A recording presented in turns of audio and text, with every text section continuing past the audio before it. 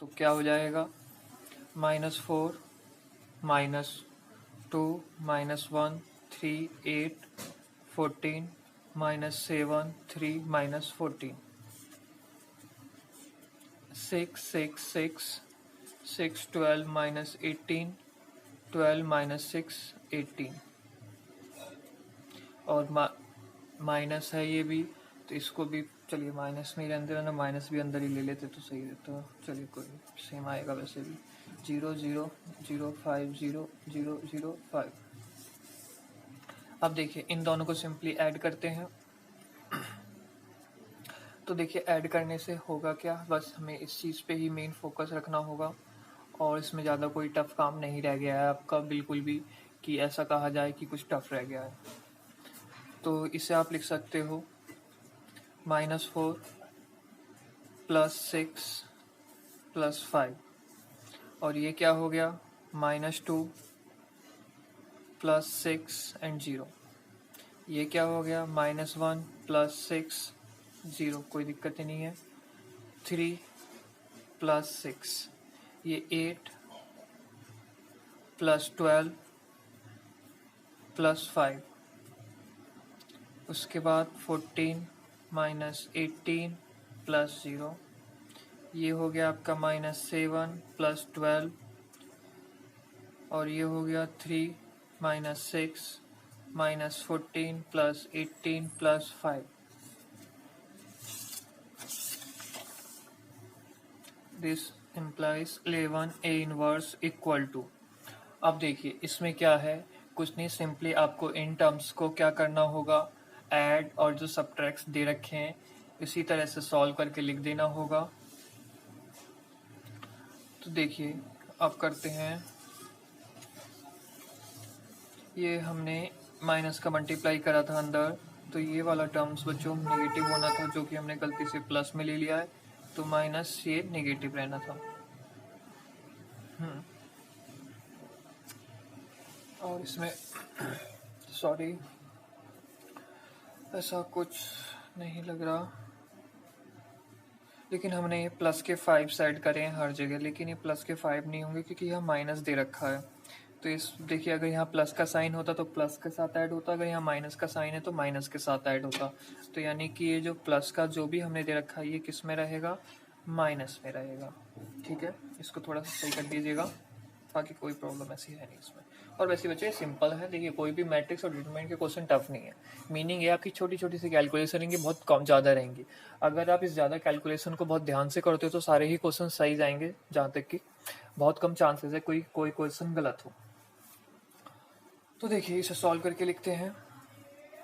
तो ये सॉल्व करके हो जाएगा -3 4 5 9, और ये टर्म्स हो जाएगा आपका -1 -4 5 -3 -1। और देखिए हमें 11 का डिवाइड करना है, तो यहाँ से 11 को हटा के सिंपली क्या लिख दीजिए, यहाँ 11 लिख दीजिए। तो ये क्या हो गया, ए इनवर्स की वैल्यू फाइंड आउट होगी। अब देखिए ये क्वेश्चन नंबर था आपका 15, और आपका सेम क्वेश्चन है SI 16, तो वो सेम बिल्कुल रिपीट हो रहे हैं, तो उन्हें आप ट्राई करिएगा। अब बात करते हैं हम क्वेश्चन नंबर 17 की, और 17 क्वेश्चन काफ़ी अच्छा क्वेश्चन है। ये MCQ है लेकिन काफ़ी मेन रहेगा आपके लिए। क्यों मेन रहेगा, देखिए इसमें A is a non singular matrix, तो इसका मतलब क्या होगा, determinant is not equal to 0। एक नॉन सिंगुलर स्क्वायर मैट्रिक्स है, ऑर्डर है 3x3 का। इसमें पूछा गया है डिटरमिनेंट ऑफ एडजॉइंट A क्या होगा। सबसे पहले आपको इसका एक फॉर्मूला पता होना चाहिए, ये होता क्या है। देखिए अगर एडजॉइंट A पूछा जा रहा है तो याद रखिएगा मैट्रिक्स। अब मैट्रिक्स थी 3x3 की थी, आप इस सिंपल रखिए, अगर मैट्रिक्स जो है सपोज n×n ऑर्डर की है, तो सिंपल फॉर्मूला हो जाएगा n-1। सिंपल क्या हो जाएगा, n-1। अब लेकिन ये किसकी है, 3x3 की, तो यहाँ पे क्या हो जाएगा, डिटरमिनेंट ऑफ A 3-1, तो क्या हो गया, डिटरमिनेंट ऑफ A स्क्वायर। तो ऑप्शन नंबर कौन सा सही हो गया आपका, बी। इसके बाद इसमें ही क्वेश्चन नंबर है 18 क्वेश्चन भी काफी अच्छा क्वेश्चन है, जिसमें बोला गया है if A is a invertible matrix of order two. Invertible matrix का ही मीनिंग ही क्या होता है, इसका इन्वर्स एग्जिस्ट करे, ठीक है। अब लेकिन यहाँ पे थोड़ी समझने की बात ये है कि उसने पूछा है डिटरमिनेंट, ये सिंबल डिटरमिनेंट का भी होता है, A inverse is equal to. अब हमें ये बताइए कि ये किसके इक्वल होगा। अगर इसने देखिए बच्चों, अगर इन्वर्टिबल मैट्रिक्स कहा है तो इसका मतलब क्या हो गया, इसका इनवर्स एग्जिस्ट करता है, बिल्कुल। अब देखिए हमें ये निकालना है, तो सबसे पहले अगर एक मैट्रिक्स है आपके पास,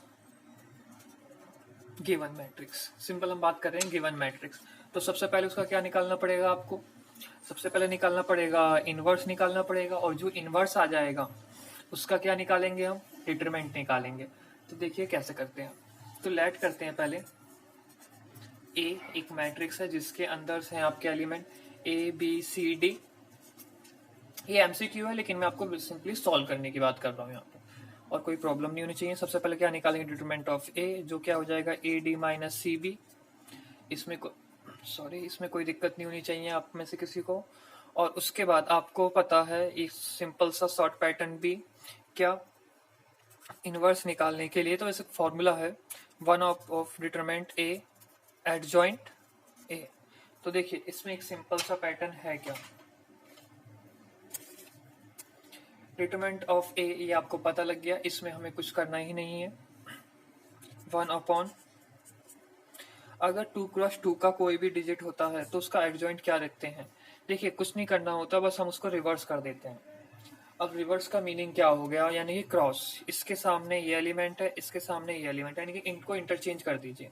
तो ये हो गया डी, इसके सामने आ गया, और इसके सामने आ गया बी, ए ये डी है, और ये आ गया सी, इसको भी इंटरचेंज कर दिया बी, और इन दोनों का साइन अपोजिट कर दीजिए, अगर नेगेटिव है तो पॉजिटिव, पॉजिटिव है तो नेगेटिव। ये सिंपली आप एक ट्रिक, सिंपल आपको पैटर्न बताया था कोफैक्टर माइनर से सॉल्व करने का, तो आप उस तरीके से सॉल्व कर सकते हैं, वो भी बिल्कुल सही रहेगा।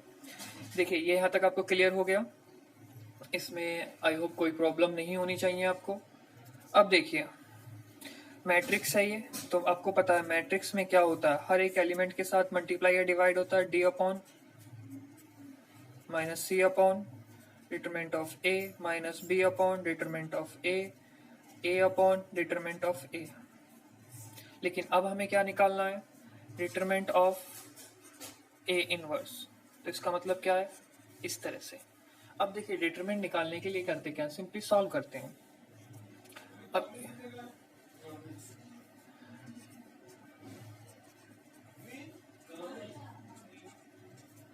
Minus B upon determinant of A upon determinant of A. अब देखिए सॉल्व करने के, मैट्रिक्स में क्या होता है, अगर हम कुछ भी कॉमन लेते तो हर एक एलिमेंट्स में लेते थे, लेकिन यहाँ पे क्या होता है डिटरमिनेंट में, अगर हम कुछ भी कॉमन लेते तो वो इंटायर रो में से कॉमन होता है या इंटायर कॉलम में से कॉमन होता है। तो R1 में से हम डिटरमिनेंट ए कॉमन ले सकते हैं, R2 में से one upon determinant A common ले सकते हैं, तो जिसकी वजह से क्या हो जाएगा, स्क्वायर हो गया, और अंदर एलिमेंट्स क्या बचेंगे, और अंदर के एलिमेंट्स बच जाएंगे आपके डी माइनस सी माइनस बी और ए। तो देखिए अब ये जो एलिमेंट्स बचे हैं आपको इसको भी सॉल्व करना है, मैट्रिक्स में डिटरमिनेंट का साइन, और इसको भी सॉल्व करते हैं तो डी ये हो जाएगा वन अपॉन डिटरमिनेंट ऑफ ए। देखिए हमने डिटरमिनेंट निकाला था, आपको यहाँ दिखाई दे रहा होगा, बिल्कुल। तो देखिए ये हो गया A D minus B C, यानी कि प्लस हो जाएगा, फिर एक माइनस आएगा बी सी, तो ये क्या है, डिटरमिनेंट ऑफ ए है, ये स्क्वायर इंटू डिटरमिनेंट ऑफ ए। तो जिससे फाइनल टर्म्स क्या आ गया, आपका फाइनल टर्म आ गया वन अपॉन डिटरमिनेंट ऑफ ए, किसका, फाइनली इसके लिए, यानी कि इसको सॉल्व करके हमारे पास क्या आ गया, one upon determinant of A. अब देखिए तो इसमें ऑप्शन देखना है हमें कौन सा सही होगा, तो इसमें ऑप्शन बी सही है, जिसमें लिखा गया one upon determinant of B. या तो आप डिटरमिनेंट ऑफ बी लिखिए या इस साइन को यूज करिए, दोनों का ही मतलब क्या है, एक ही है। तो देखिए अब आपकी एक्सरसाइज कंप्लीट हो जाती है 4.5। इसके बाद चलेंगे हम आपकी 4.6 एग्जाम एक्सरसाइज पे। तो थैंक यू सो मच, पढ़ते रहिए।